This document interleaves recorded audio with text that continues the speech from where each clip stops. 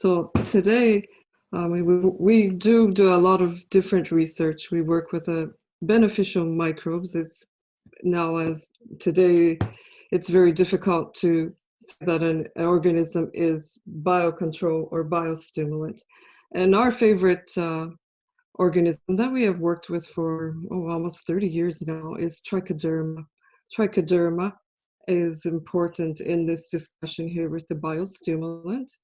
And I will try to give you an overview of what exactly has been done, in particular with emphasis on the research that has been performed with our group. Let me just see. So the interest particular here of Trichoderma are the species that are used for agricultural production. We'll look at two aspects. One for as a biological control agent, or BCA, of phytopathogens and pests. Also, no, it's in smaller letters here, but it's not less important. It's also an inducer of plant resistance to both biotic and abiotic stress. Biostimulant, which means that it can be a plant growth promoter, and this is abbreviated as a PGP. Trichoderma is a friendly plant organism. In this presentation, I will go through this outline. Trichoderma, who's who? What is Trichoderma? The description? What are the species that are important? The applications in agriculture as a biopesticide, as a biostimulant. Biological control mechanisms. How does Trichoderma work as a biocontrol agent? Directly, indirectly, and how do we see the aspects of control, looking at induced systemic resistance. Biostimulant. So this is the other part of the B, the to be or not to be. The biostimulant as a plant growth promoter to help with nutrient uptake, yield improvement for quantity and also the quality. And then lastly, we'll talk a bit about to be or not to be. Biological control agent in confrontation with being a biostimulant.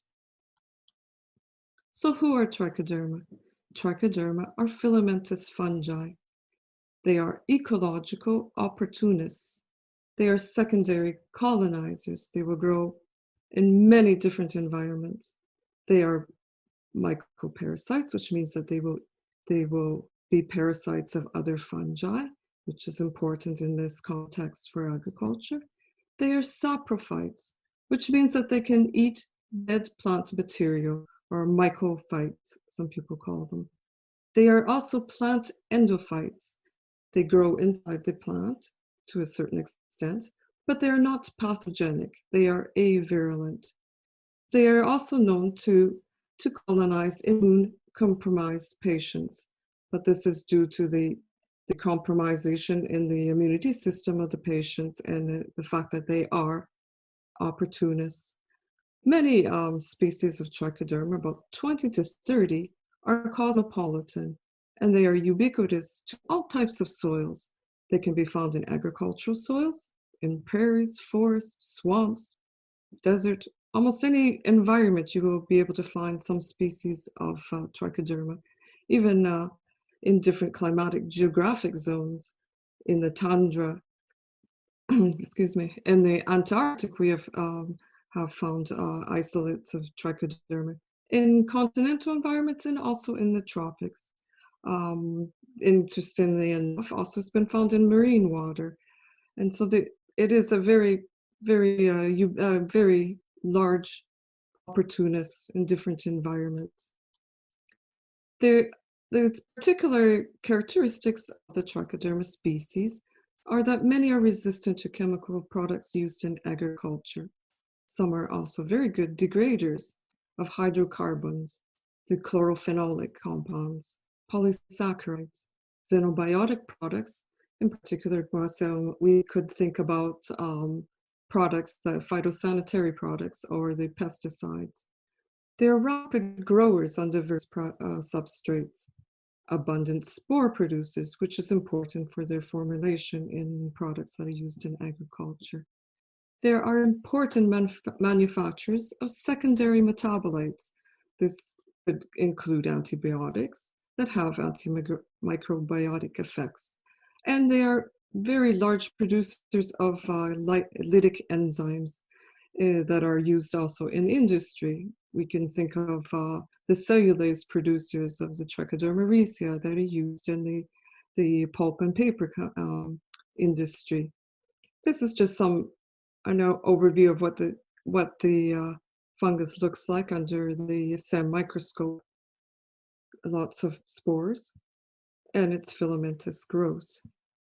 So why do I say Trichoderma species? Because when we talk about Trichoderma in agriculture, we just assume that they're a homogeneous group, but this isn't true, because there are many different species of Trichoderma, and we need to be careful that when we work and when we use these different strains, that we know what they are.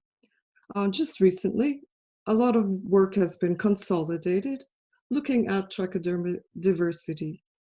This is a very complex figure, and I will not discuss. I just want to have an idea that there are over 377 valid species of Trichoderma that exist. This is very recent work that's done by the group here of Kai and Druzine and Ina. And Irena has used the RPB2 tree, which is a gene that is used frequently for DNA sequencing and phylogenetic association of the different taxa. Here we can see in red, just looking at the colors, the genomes, the whole genomes that have been sequenced for different Trichoderma species. Each one of these names is a different name for Trichoderma, the species.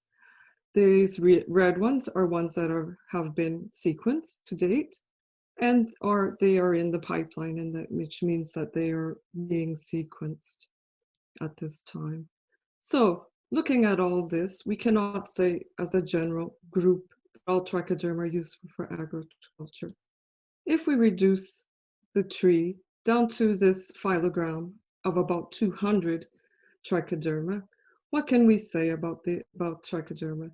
Those species of agricultural interest are those that are mycoparasites, so those that can attack other fungi, and those that are associated with the plant and plant growth promoters. So looking at this table here with different species, you can note that there's different indications. These with the leaves are ones that have a broad sense association with plants. The ones with the stars are the environmental opportunists, and they are usually strong mycoparasitic or cosmopolitan. A lot of them are found in the soil. We cannot say that all Trichoderma are soil species, but the major part of these ones that are associated with the plant and mycoparasites are also found in the soil environment. So where are the useful species of Trichoderma found in this maze of different species? We can find here in the clade of Hartzianum that there are two species that are prevalently found in products that go on the commercial market: the Trichoderma hartzianum and the Afrohartzianum. There has been a bit of new taxonomic updating done recently for identifying different commercial species. You can see that they are associated with plants, and they are also mycoparasites.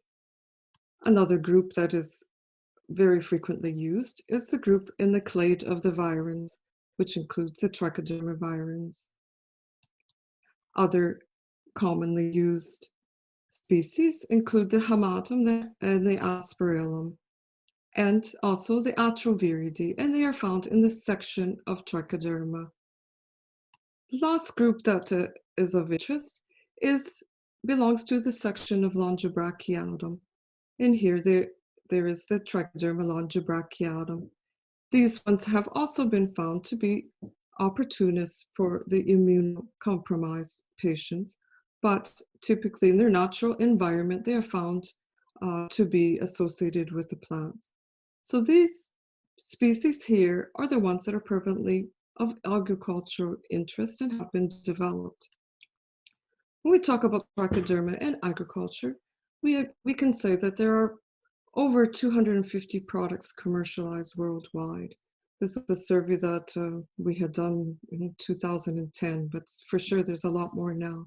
They are sold as biofungicides, bioinoculants, biofertilizers, soil integrators, plant growth promoters, or biostimulants, biodecomposers, because they have many different characteristics for that they need to survive in their environments. If we look at on the worldwide scope, we can see that there are many different distributions found in the world.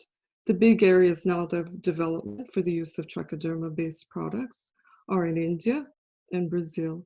There has always been a fairly large market in North America, and of course in Europe, and this I will explain later why, and also in Australia and New Zealand. So what can we say? About 30 products that are on the market are registered products. They're registered as plant protection products, PPP. They include microbial biological control agents, or MBCAs. These are the biofungicides. Trichoderma was first described by Wedling in 1932. A few years later, after his description of Trichoderma as a group, he noted that Trichoderma linearum was a parasite of the plant root pathogen Rhizoctonia solani. Rhizoctonia solani causes the root rot in many plants. Trichoderma was noted much later with Ilan Chet in the book here that Trichoderma applications, mode of action, and potential as a biological control agent of soil-borne pathogenic fungi. Some of these different pathogenic fungi to plants include, as previously noted, the Rhizoctonia botrytis cinerea, which is not typically a soil pathogen of plants, but a foliar pathogen, but it has a phase that's in the soil. Alternaria alternata, Sclerotinia, Fusarium, the vascular diseases, Pythium, Sclerotium, Verticillium, Thaliovopsis, Phytophthora, Armillaria, Ustulago, very important agricultural disease agents. This is just an example here of the screening that we do in vitro, sort of what's seen here with the Trichoderma with the green fluorescence protein as a reporter system, and you see the interaction with other fungi. This notes that Trichoderma, when it encounters other fungi, it has this association, and it can be a parasite of these other fungi. And this is important for disease control, of course. So what is biological control? Biological control is the use of natural enemies. This is the use of specific antagonists, if it's possible, to control plant pathogens and pests. It's a nature-friendly method of crop protection because it does not use any chemicals. It uses the natural enemies of the disease or the pest agents. It's an ecological approach to overcome the problems caused by conventional chemical methods of disease control. It was first very well described by Baker and Cook in 1974 in their book, Biological Control of Plant Pathogens. So what can we say? Trichoderma is a biological agent. It is able to, there's different ways that it grows, different interactions.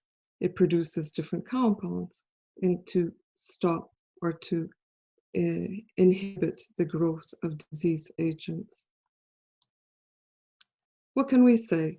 There are different mechanisms involved in biological control. Direct mechanisms include antagonism, direct parasitism, or mycoparasitism, antibiosis through the production of secondary metabolites. Trichoderma can also be a competitor for nutrients or ecological niches. Many of the trichoderma that are used successfully in agriculture are inhabitants of the root zone area of the plant in the rhizosphere. This is a very important area because the plants produce exudates that they release into the soil environments. In this rhizosphere area and around the root, there's a production of sugars and other nutrients that are very, very good for, obviously, for eating for the trichoderma or other fungi. So there's often competition for these nutrients or ecological niches.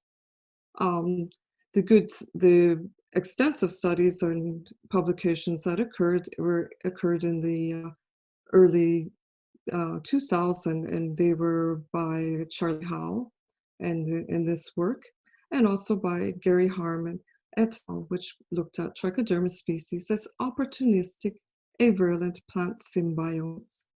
They were not disease agents, but they are able to be biological control agents of plant diseases. And here's just some examples of how they can work without trichoderma. You see here, botrytis causes lesions on the plant, and in combination with the pathogen in the trichoderma, there is reduction in the lesion formation. Here on fruits, on apples, point inoculations with botrytis, you see that there is a soft root or soft rot that occurs. And when we combine it with the trichoderma, there is limitation of the development of the symptoms on the fruit. So trichoderma has these direct biological control of phytopathogens. They can be on foliar pathogens, such as botrytis. They can control soil-borne pathogens, such as Sclerotium,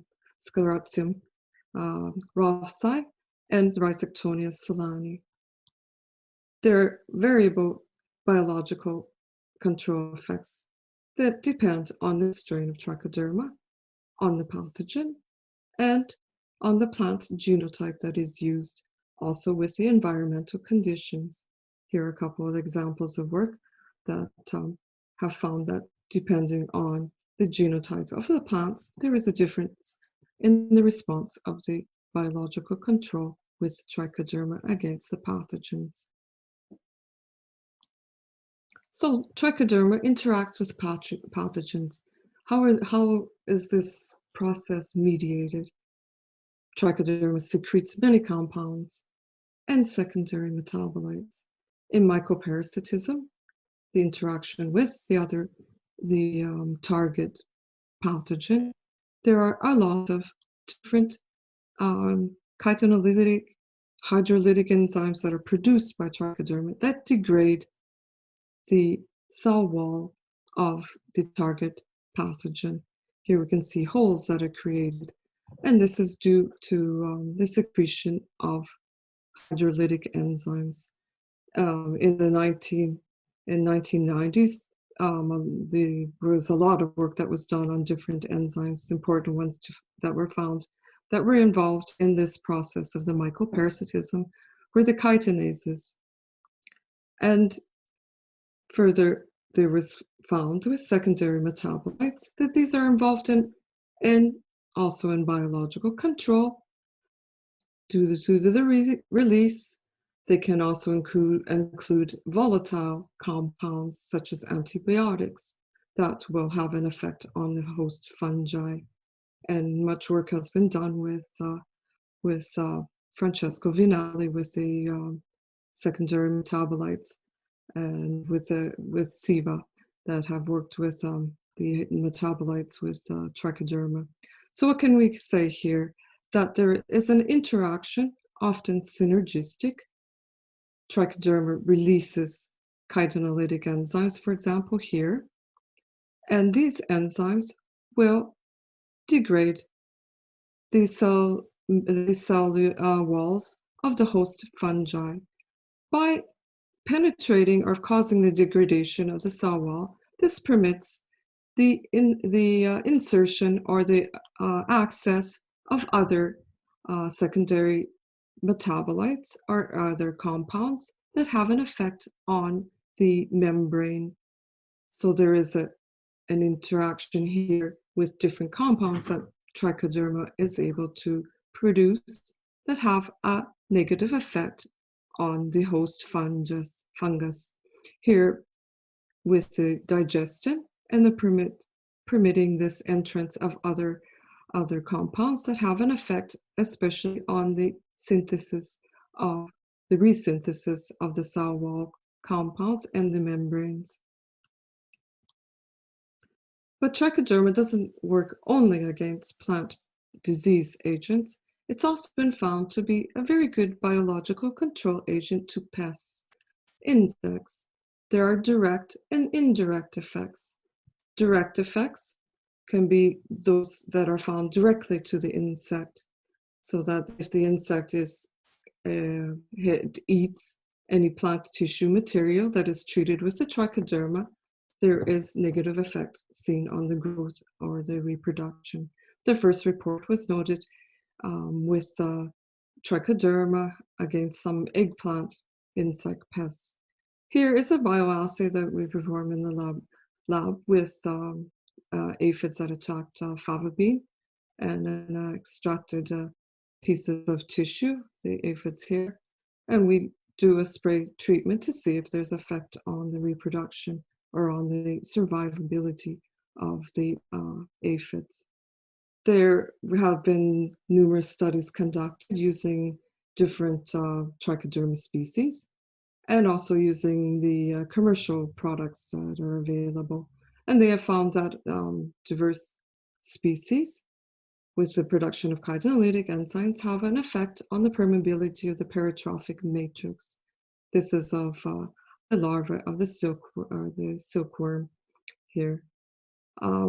Work that has been very interesting has been found with the effect that Trichoderma has, not only directly on the insect, but the reaction that the plant has that can protect itself from the attack by the insect.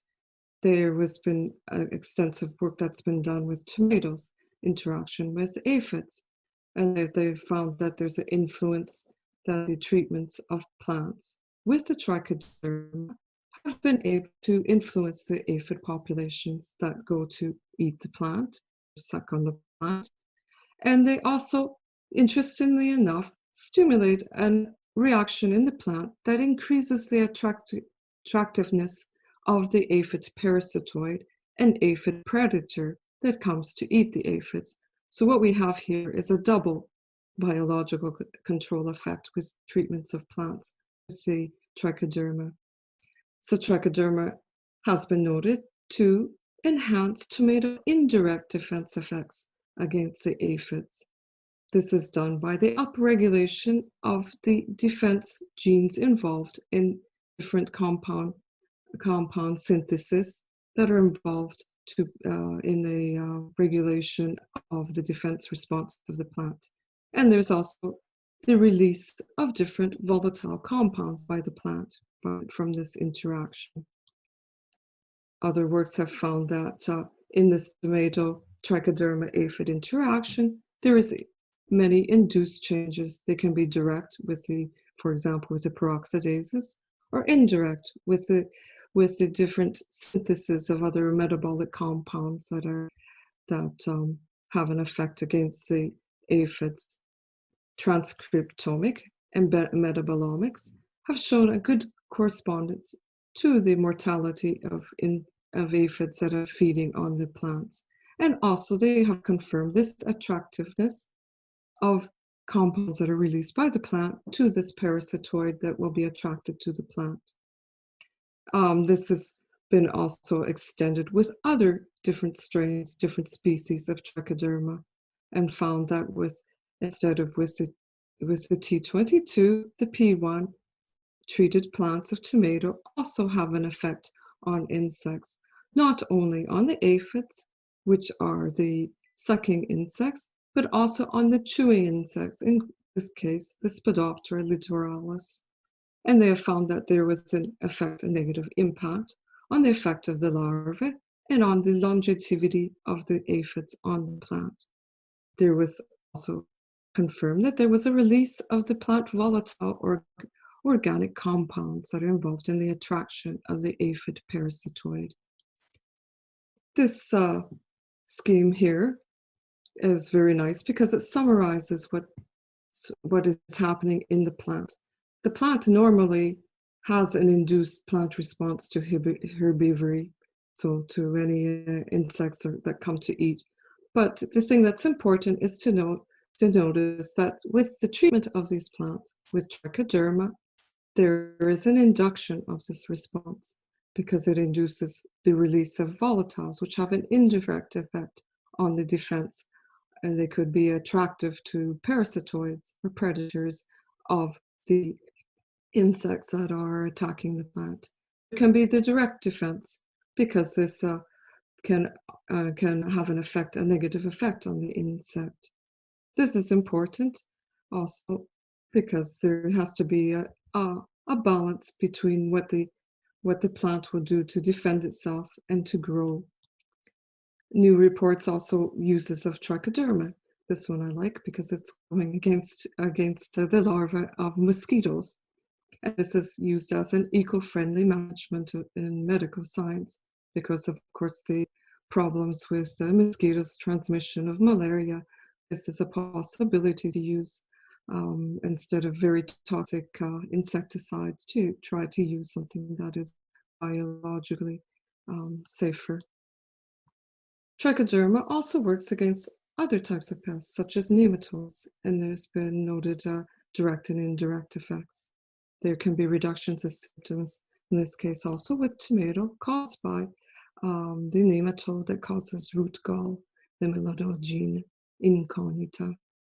In this case here, we see plants that have been treated at the time of seed treatment with different Trichoderma strains, or also here with secondary metabolites that are coming from Trichoderma. This is the plant that has been treated with nematodes, and this one with the nematocide, which obviously works directly against the infesting nematodes. What can we note? That there's differences in the growth of the plant, but more importantly is the effect on the root growth.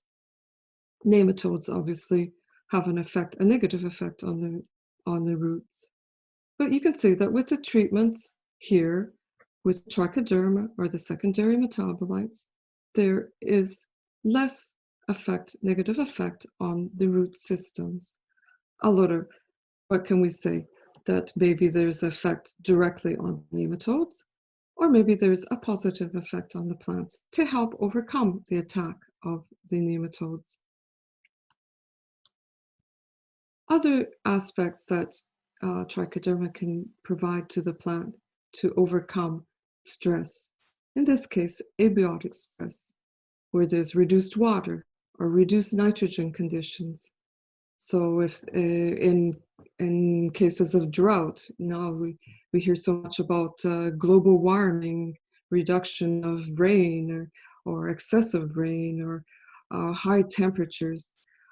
This work here by Masturi found that the treatments of seed with Trichoderma was able to alleviate biotic, abiotic, and physiological stresses in germinating seeds and seedlings.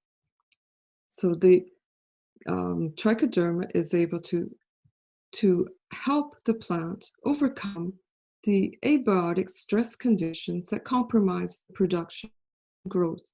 In this case here, with low nitrogen in the environment, treatments with Trichoderma were able to enhance the growth of the lettuce.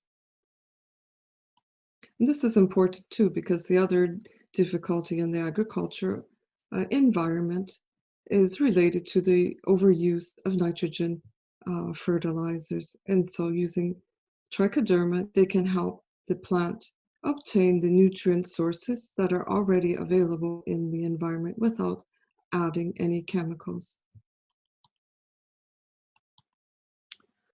So what can be noted with these trichoderma biological control effects? It can be noted that not only does it have direct effects, so direct effects, that means that they contrast directly the pathogen or the parasite or the pest, but they are also able to induce the resistance effects that are similar to what's known as plant growth promoting rhizobacteria. These rhizobacteria are found in the rhizosphere, so in the root environment, and they have been noted that these PGPR are able to stimulate plant growth and defense. It's been noted now that the trichoderma have effects that are similar to these PGPR organisms. In the work by Harmon, it describes the different pathways that can be used for defense response of the plant to herbivory or to disease attack. There's the systemic acquired resistance or the induced systemic resistance. There is modulation of the response of the plant to resist against attack that is induced by the application or the treatment of the trichoderma. You can say that there's modulation of the response, in this case, to the soil-borne fungi that attacks the roots by trichoderma itself, the use of the microbe, the living microbe, but also its secondary metabolites, in this case, the hartzianic acid. There's changes that occur in the different process, the biosynthesis in signaling pathways that are involved in defense genes and also in growth of the plant in primary and photosynthetic processes that are involving hormones that stimulate the plant growth. So how can we describe these indirect mechanisms for biological control? So trichoderma is able to induce the plant resistance to pathogen attack. These diagrams that are found in the work by Harmon et al. Are very simple, and they describe clearly what has happened. Trichoderma normally applied to the soil, to the root environment, so it's found in the rhizosphere. If we look at an exploded part of the root here, we can see trichoderma partially penetrates in the outer cortex of the root. So it is an endophyte, but a limited endophyte. And why is this colonization of the plant host limited? Because there's a zone of interaction here. There's a molecular crosstalk that occurs between that comes to the plant and the response of the plant. There are the release of cell wall degrading enzymes by the trichoderma. There are different cell wall fragments that could be from the digestion of the plant cells. There are other proteins, enzymes that we have seen, that the lytic enzymes that are released by the trichoderma, the avirulent homologs that are released by the trichoderma. This is all occurring in the root surface. So when there's penetration, partial penetration of the trichoderma into the tissues, outer tissues of the root, what happens is the plant responds. It perceives that there is something happening and it defends. It produces something to block the penetration of the trichoderma. And this prevents the trichoderma from being a pathogen, and it remains associated with the plant but doesn't cause disease, as can be shown here. So what is the other aspect of this molecular crosstalk that occurs? Trichoderma, always to the plant roots, can also release compounds, signaling compounds that move up the plant. They are produced in the roots where there is the contact with the trichoderma, but they move to a distance to other parts of the plants, so they are systemic. This is what we talk about for systemic, from moving from the place of application or production to another part of the plant. In this case, it moves upwards in the plant, acropadal. What else is happening? In this root environment, there are the presence of the pathogens here indicated in blue. These penetrate also into the root. Also, there is the presence of the trichoderma. The plant, as previously, reacts by trying to block this invasion, the colonization in the tissues. And this is due to the interactions of the same compounds that compounds that we see previously. So this stops the penetration, but also because there's the presence of the trichoderma, there is other interactions that are occurring with the pathogen. So trichoderma, pathogen, trichoderma. In this context, in the root environment, releases cell wall degrading enzymes, these little orange boxes here. It also releases secondary metabolites. They could be antibiotics. The release of these compounds can directly attack or have a negative effect on the pathogen that inhibits its invasion. There can also be parasitism, the mycoparasitism, the coiling of the hyphae. So trichoderma in this case is able to combat against the plant disease agent in the root environment. But this is only partially the biocontrol effect, because there is the induced resistance, the release of these compounds that are in the plant also. So when there is a challenge, when another pathogen arrives to another part of the plant, other than the root system, there can be a rapid response in the defense of the system of the plant. This means that there is a release of enzymes that protect the plant, because the plant itself can produce enzymes that contrast the agents that are attacking it. And this can include other antimicrobials. And this is the systemic response of the plant to pathogen attack that is helped by the presence of trichoderma. So anyone that has studied plant pathology has seen this diagram, the zigzag model that was designed by Jones and Dango. What does it mean? The plant has different ways to respond. In the defense system of the plant, we have this concept here that there's amplitude of defense. So this means that there's increased resistance. There's a level of resistance that we could call the threshold for effective resistance. And then there is a threshold for HR, which is the hypersensitivity reaction, which is very extreme resistance. The only thing that you need to understand here is that below this line, there is no resistance. The plant has symptoms of the pathogen attack. In the middle here, there is resistance. There is no development of symptoms of disease. Above this threshold here, there's a hypersensitive reaction. The fact that the plant produces it, which is associated with vertical resistance, that it is able to block the invasion of the pathogen immediately by programmed cell death. So the pathogen that is found associated with the plant releases what are known as pathogen-associated molecular patterns. What's my cursor? This is the PAMPs. These mean that the plant has to respond. It tries to block the penetration of the pathogen. And we go into the zone where there is resistance. The pathogen is able to release effectors that contrast the response of the plant trying to protect itself, and the level drops below the effective resistance level, which means that the symptoms, there is development of the disease. This is a battle that continues between the plant and the invader.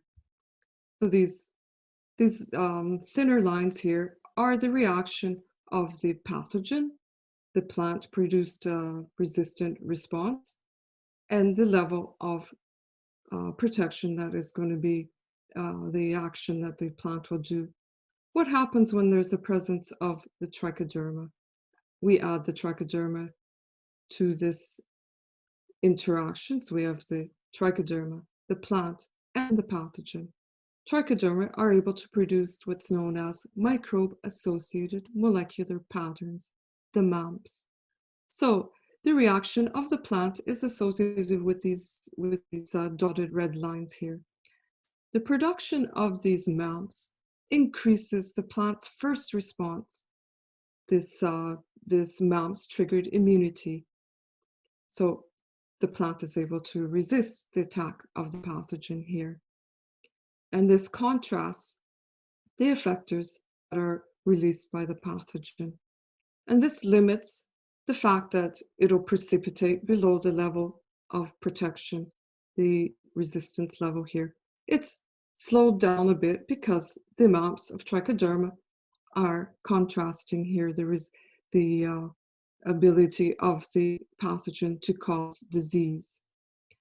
With the presence of the trichoderma, it is also able to help the plant maintain a level of defense around this threshold of effect. This is the improvement of the ETI, the effector-triggered immunity. This causes the level of alert of the treated plant with the trichoderma to respond much more rapidly when the pathogen arrives. The fact that it is right near the level of effective resistance, when the pathogen arrives, the plant immediately responds with its defense response and is able to protect itself. So trichoderma can improve the response of the plant by this induced resistance and priming effect. This activates the defense, also because the trichoderma is able to produce compounds that are AVR similar for the receptors that elicit the defense response. This is a very complex molecular crosstalk that occurs with trichoderma and the plant that induces resistance to unfavorable conditions. So just an overview. Plant pathogen. With no trichoderma, the pathogen penetrates and is able to cause disease without any problem. Those that attack the roots, those that are on the leaves, disease is the consequence. If there's a presence of trichoderma, the plant trichoderma pathogen interaction, we see biological control, direct and indirect effects, because the direct effects of trichoderma can occur where there is contact with the pathogen, in this case in the soil environment. And there's also the stimulation, the systemic response that occurs in the plant with the treatment, the stimulation with the trichoderma, that protects it from any further challenges by other pathogens that are at a distance from the point of the initial interaction with the pathogen. The plant has become more sensibilized, and is able to respond more rapidly under attack.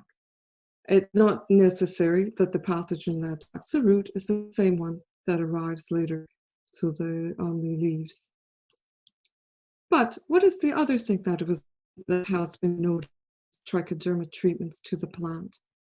That it's been noted that plants that are treated with trichoderma with no pathogen have frequently been noted to have larger roots and greater productivity of the above ground parts of the plant, which are different from plants that do not have the presence of trichoderma.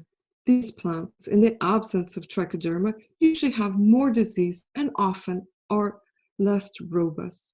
So what we are interested in now is to see what is the reason for this.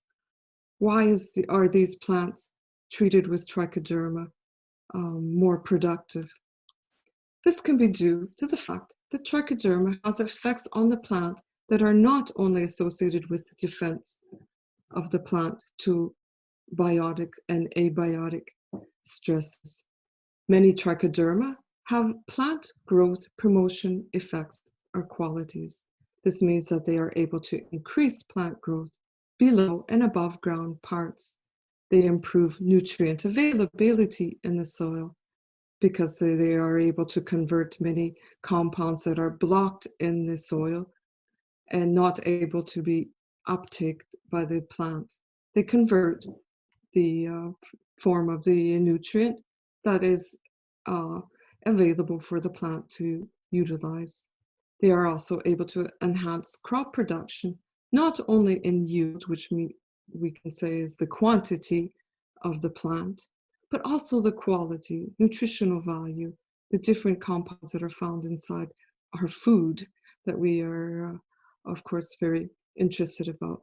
Treatments with trichoderma to seed, by seed coating, are noted to improve seed germination. Here, treated seed with trichoderma and those non-treated. Here we see the emergence of the seedling.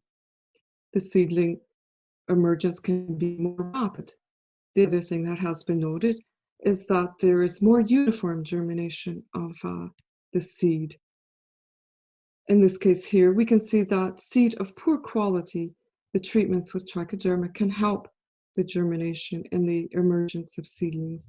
This group of seed was treated with trichoderma.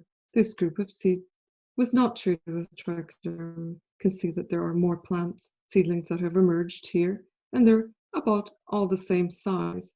Here we see sort of sparse the germination without the trichoderma. The things that we note are the yield quantity, increased growth, not only of the plant, but also with the fruits. We go back to the experiments that were done by Mustard, and they confirm that there is definitely this effect on the seed. The positive effect that we see with the seed coatings, and here seeds that are treated with trichoderma and those not treated with trichoderma, may last for the entire growth season of a crop. So what can we say that the effects are? The effects are increased plant growth in height, in the branching, in the leaf area, in the tiller production. Here we see treated plants. They are much more elongated in compared to the control. We see longer roots. Here with Brachypodium, we see that there's more tillering in compared to the control. If we compare these seedlings here, put them all at the same level, we see the differences in the root system development here of Brachypodium. These are untreated. These are the treated.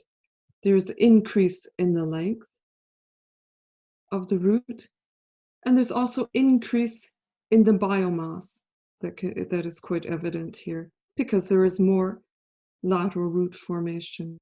The other thing that's noted with these plants that are treated with the trichoderma is that they're much greener. There's much more efficiency in photosynthesis, chlorophyll production, nitrogen uptake efficiency that is noted with the plants that are treated with trichoderma.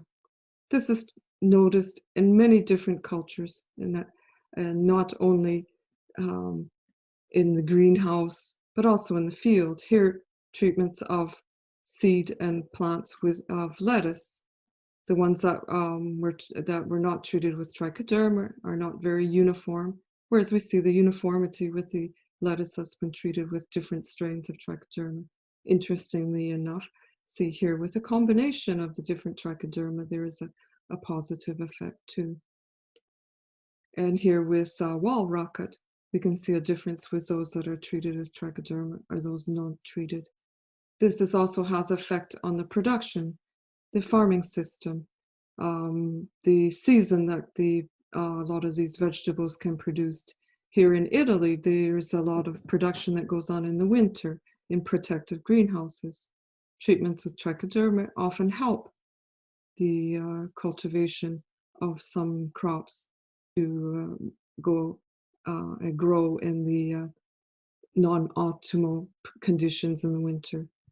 Normally, we can do a dipping at the time of transplant using the seedlings that go to the field. There can be a watering to reinforce the presence of the trichoderma, and this may or may not be repeated during the growth cycle. Also, we see the stimulation effect on horticultural crops, such as tomato. Of course, tomato here in Italy is a major crop. We can see that there may be, in some cases, an increase in the number of fruits, but not only the number of the fruits, but also the overall growth of the plant. The harvest, we look over the whole season to see how much more fruits can be produced with the different treatments of the trichoderma.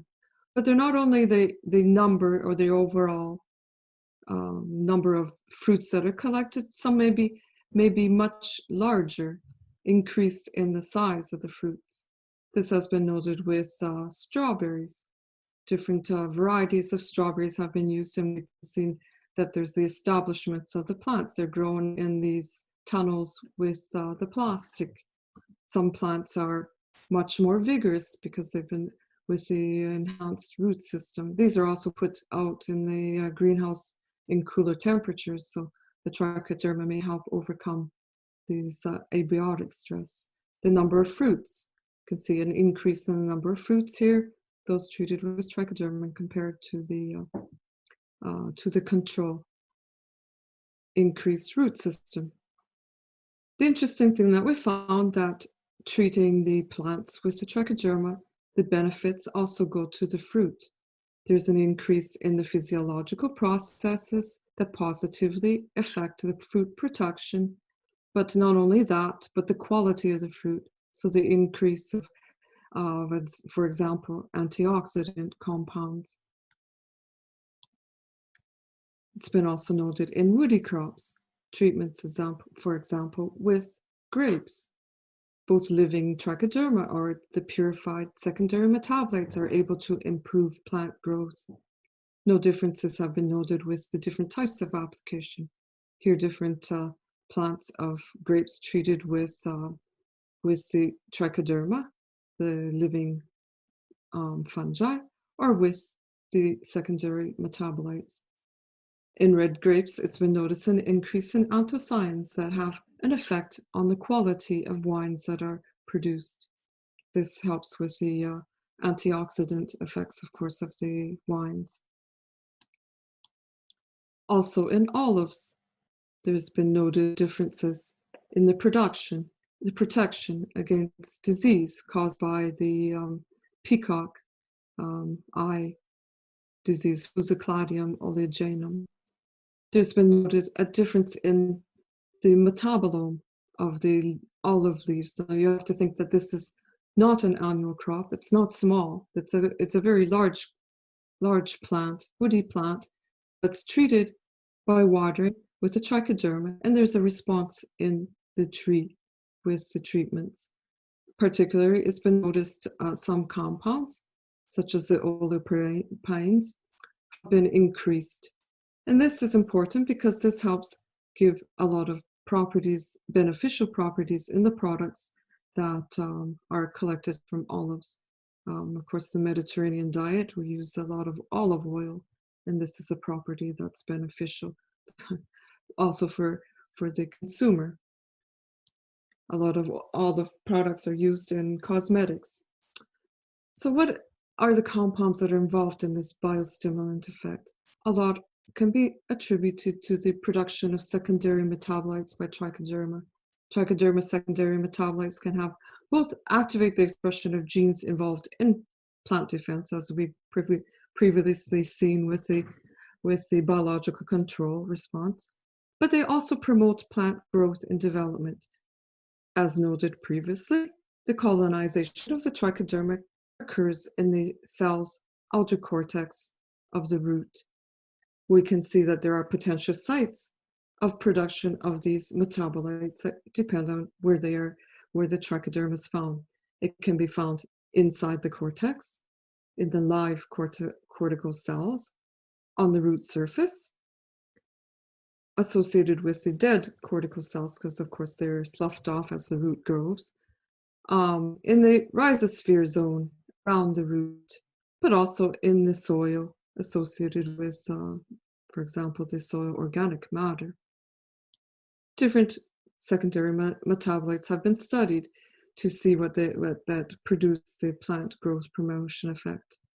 Some Trichoderma, not all, are producers of indole-3 acetic acid, IAA, which is an auxin analog, and other metabolites that act as plant growth promoters.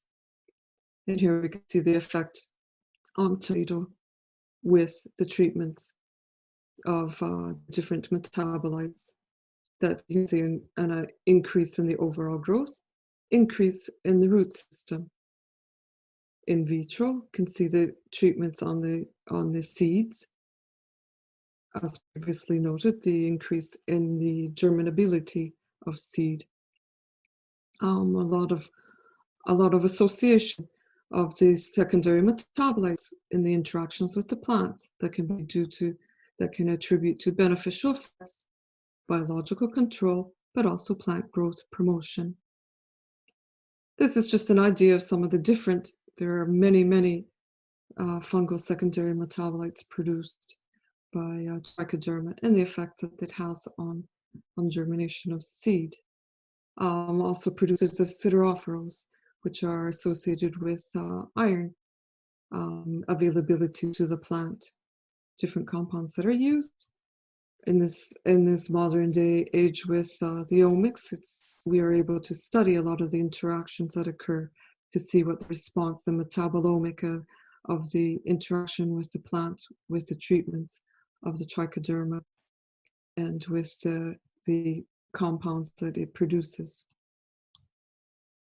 Other effects here can be seen by the plant growth promotion effect on the lateral root formation with seed treatments. If we look in closer at these seedlings, we can see that there's enhancement of the production of the root hairs. This, of course, helps the plant to absorb more nutrients from the soil, thus helping the nutrient uptake. Oops, sorry. So, just to sum up this aspect here, with the interaction of Trichoderma with the plant and the Trichoderma effect on the plant, this design here was presented by Hermosa et al. And very nicely summarizes the total effects. In the soil, we have the effects of Trichoderma interactions with the plant and the pathogen, so a biotic stress factor. There is direct antagonism or mycoparasitism. With the Trichoderma, it produces different compounds, such as the auxin similar compounds, but also there is this ACC deaminase, which is an enzyme that is important that's produced. And this here effect by the Trichoderma directly on the plant promotes growth, secondary root development, growth promotion. The other interaction with the plant, with Trichoderma, is the secretion of molecules in the root zone, and these can induce the systemic resistance response in the plant. Systemic because they are transported from the root area where there's interaction directly with the Trichoderma to other parts of the plant. There's different signaling involved here, with depending on the Trichoderma strain and the inoculum and the plant, of course, that can induce this priming effect, defense response of the plant to biotic and abiotic stress challenges that occur.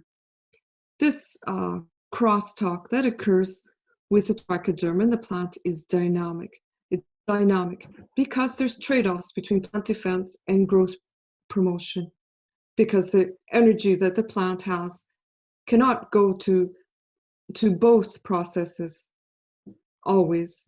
It's too exhausting. There's a trade-off between the activity that goes towards plant defense and the activity that goes towards growth. And these are can be caused by the trichoderma interaction.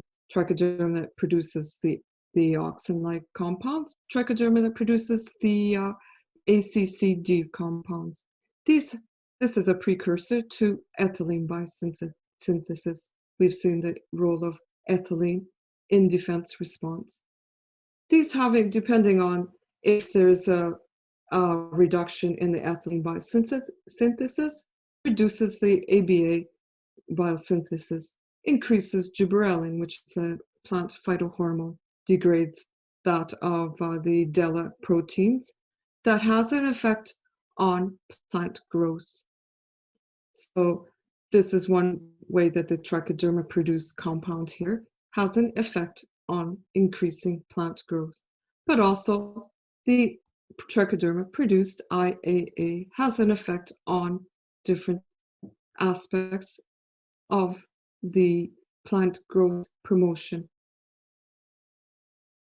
Now, the interaction here can also go another way. These same compounds can have effect on plant defense, the synthesis, the biosynthetic pathways. If there is no degradation of the DELA proteins, the plant goes towards the production of jasmonic acid or salicylic acid.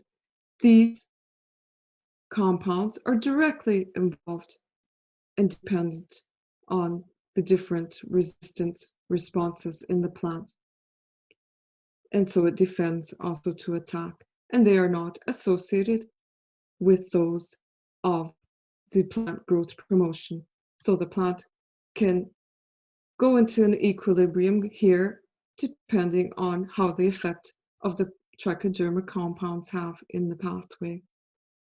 So this interaction depends on the trichoderma species, concentration, the plant phenology, and timing of the interaction. The interconnection between the plant development and the defense responses determines what the beneficial results will be. One, the control of plant diseases and resistance to adverse environmental conditions. The other will be the promotion of the growth of the plant. So what is the trichoderma dilemma? In my title of my plant, I called it the trichoderma dilemma, to be or not to be. So basically, trichoderma doesn't have a dilemma per se for himself.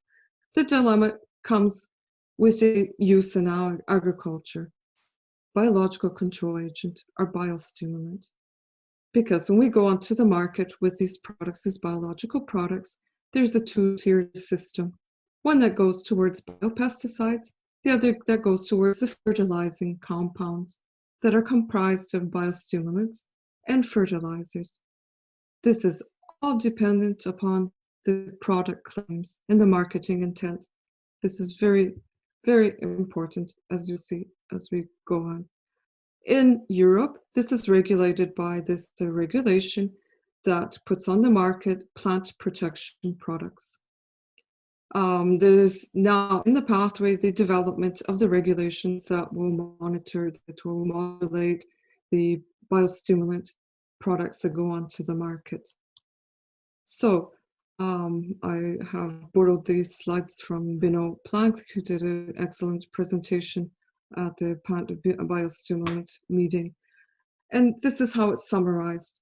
The plant biostimulants are divided into different product function categories. The one that we are interested in is the plant biostimulants in PFC6 that are comprised of microbial plant biostimulants and non-microbial plant stimulants. The quested products, the plant biostimulants, how can they be defined?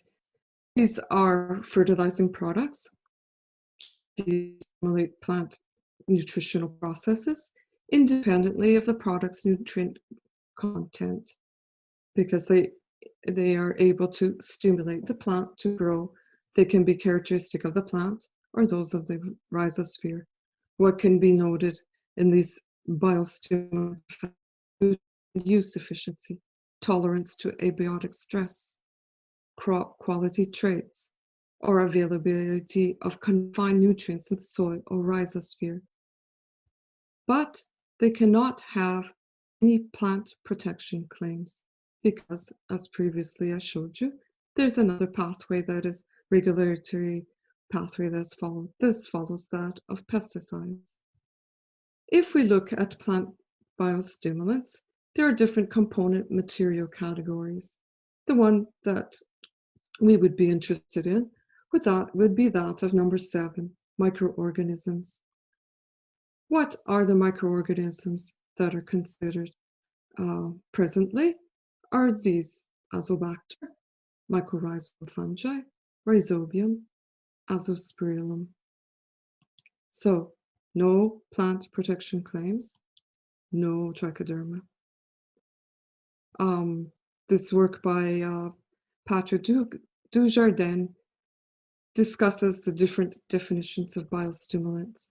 And it's noted in this work that Trichoderma species studied and used for biopesticidal.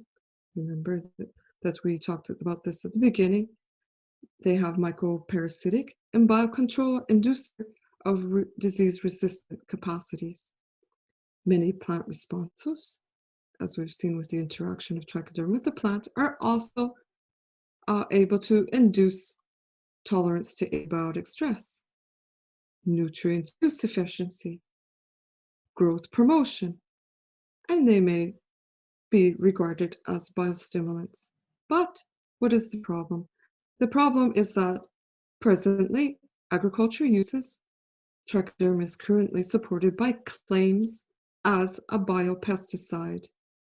So what does this mean? This means that there's going to have to be some considerations for further modifications of definitions and regulations to define biostimulants and fertilizers, pesticides, or biocontrol agents. So this is the dilemma that happens. Microbial biocontrol agent, biopesticide goes one way, biostimulant registration goes another way. What does the future hold for plant biostimulants? The idea is to go to the consortium. Microbial plant biostimulants should have many effects, multiple effects, consisting of different microorganisms or consortium. This consortium could be microbial, so be a combination of fungi, bacteria, fungi, different things. But we can also consider the application of other components, the secondary metabolites, that would go well into this area of plant biostimulants here. We have seen already that there's a good effect, combinations of different Trichoderma metabolites that enhance productivity and growth. But in Europe now, there's the new directives that are moving towards the sustainable use of pesticides. And this is important because as a biological control agent, Trichoderma fits very well in decreasing the use of chemical products. And this also reduces the risk and impact on human health and environment. So promoting low pesticide input with integrated pest management is the new mandate. It's in fact the new call for the Horizon 2020 projects is focused on the reduction of the use of phytosanitary products. Trichoderma fits well here, but it also fits well here. Maybe the idea would be to use the secondary metabolites as plant stimulants in the living Trichoderma as they continue as the biological control agent. So coming back to Trichoderma, to be or not to be. You know, this is the phrase, the soliloquy of Hamlet of Shakespeare. He used it in a different context in that he was like, is it to live or not to live? Trichoderma lives, but his dilemma here is to be or not to be biological control agent. I think we've seen that clearly. Yes, it's a biological control agent. It's an antagonist of many important plant disease agents. It's a biological control agents against numerous pests, not only disease-causing agents, insects, nematodes, plant protector against abiotic factors, drought, salinity, an inducer of plant defense response, systemic resistance, priming to unfavorable conditions, biotic and abiotic stress. Trichoderma, to be or not to be, biostimulant. Yes, it is a biostimulant. It's a plant growth promoter. Root systems, above ground structures, increases productivity, the yield, enhances nutrient availability and uptake. It can be considered as a biofertilizer. It's a producer of bioactive compounds, such as secondary metabolites that are valuable for improving crop development and crop protection. 2020 is the International Year of the Plant House. The slogan that they've promoted is protecting plants, protecting life. What does this mean? Plants are the source of the air we breathe and most of the food that we eat. This is the comment that's made by the FAO. They also indicated that 40% losses to agri-food crops are caused by plant pests and diseases. There's the climate change is a noted problem. Human activities, anthropological activities, alters ecosystems. This creates problems globally in populations of pests and disease. We find pests and diseases in places where they never existed before. Transport of the global economy, vegetative material is moved with their pathogens. Prevention is more cost-effective than interventions when disease, pest epidemics occur. So if we can prevent the populations of pests and diseases from developing, it's much more economical. The use of environmentally friendly practices are important. Integrated pest management, biological control, the growth of healthy crops, pest use, protect the environment, protect us. Trichoderma, to be or not to be? I don't think it's a dilemma because trichoderma will be. It's here now and it will be in the future. So I would like to thank you now for attending my seminar, and I have finished. Monica. Thank you, Professor. We do have a couple questions for you if you've got a few more moments. Okay. And for those participants, just a reminder, if you'd like to submit questions for Professor Wu, you can use the Q&A down below or the chat box, and we can pose your questions. But to get started, the first comment in question is that today commercial trichoderma-based products are addressed to control of fungal pathogens or to stimulate plant growth and productivity. You presented interesting results on trichoderma effects on pest control like aphids and nematodes. How much is the efficacy of the trichoderma in controlling pests? I ask you that because as far as I know today, we cannot find commercial trichoderma-based products in the market addressed to pest control. In fact, there are not any products that are registered for control of pests. The idea that, of course, the problem that's been in the agricultural system now is the reduction of the use of many of the pesticides used to control nematodes and insects, particularly nematodes. This has been something that's been in the process, particularly in Europe, with the elimination of methylbromo fumigation. And the thing that has been noted with experimental work that has been done is trichoderma is good in combination. It's good in combinations with many nematicides that are on the market. We can reduce the dosage of these products. And this is another positive effect, of course, with using the trichoderma. Specifically, as efficacy goes, they are usually a bit more reduced in efficacy than the chemical products. I don't know if this answered the question. Okay. Well, I will let you know if there's a follow-up question to that, but we can move on to the next question.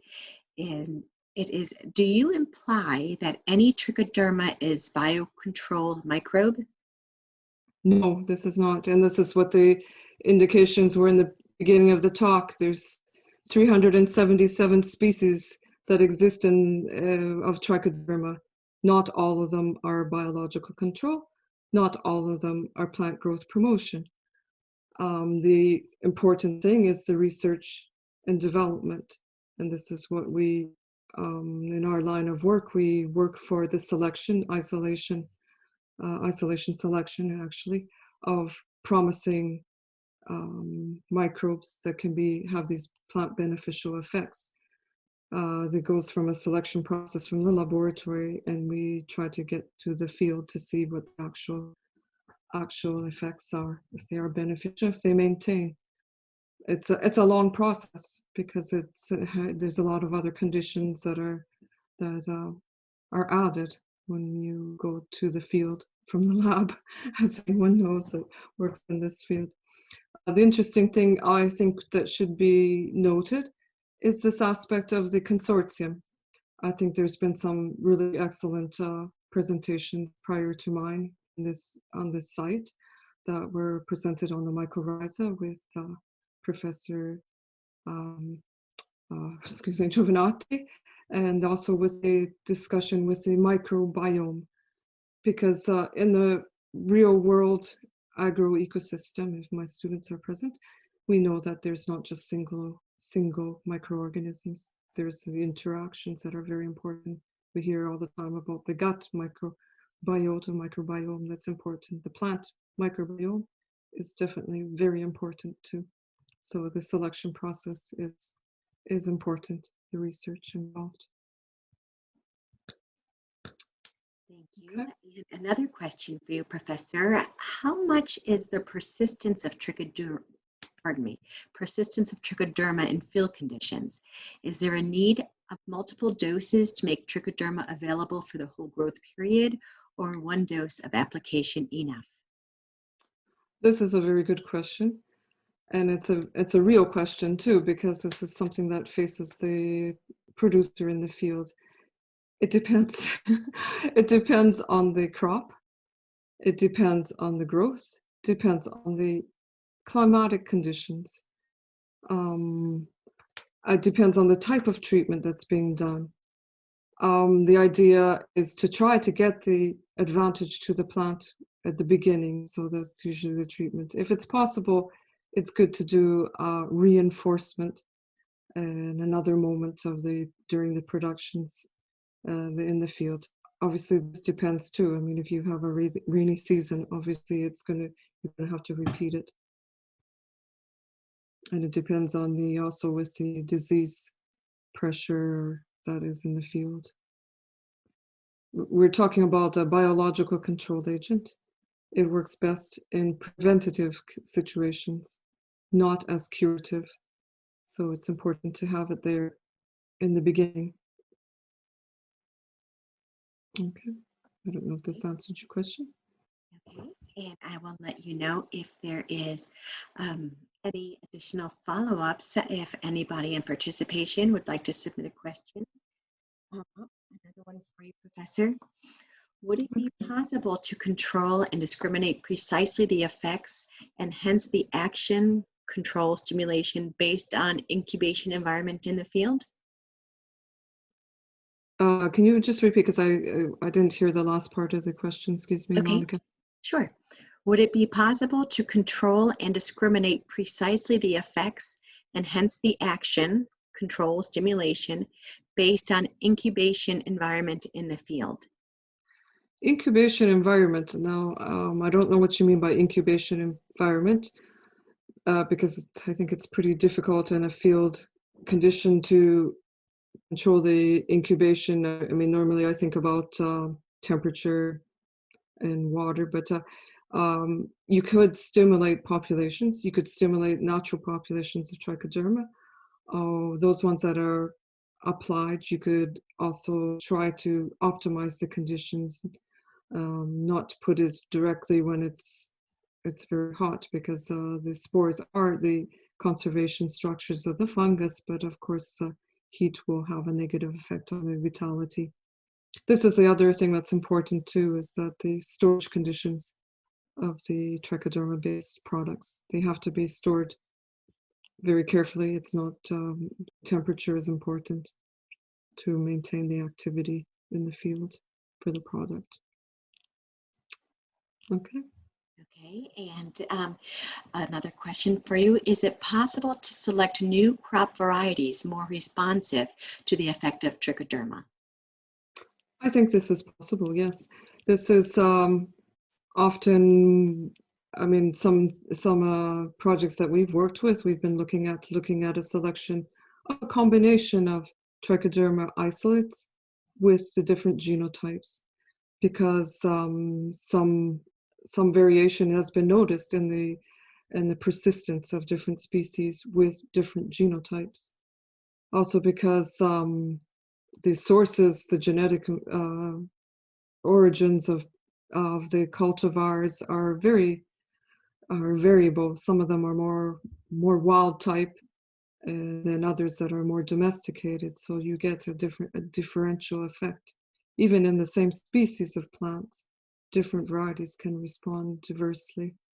But it would be nice to be able to combine the ideal Trichoderma isolate with the specific genotype. Yes.